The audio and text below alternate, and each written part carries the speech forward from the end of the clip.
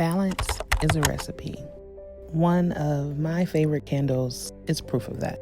For the past few months, I've been trying to understand what is balance.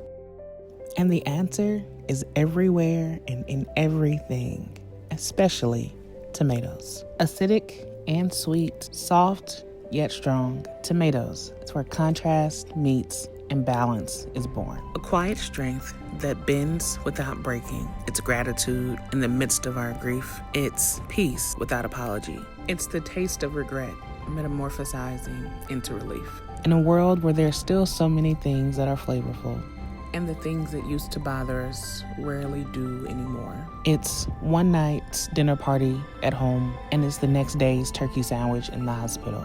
It's sunrises in San Diego and sunsets in Accra. It's meeting after meeting after meeting, and espresso after espresso. It's knowing when to get going and knowing when to retreat. And in a world where everything seems to be breaking, we have some terrible breaking news balance becomes the quiet rebellion, holding steady when nothing else does.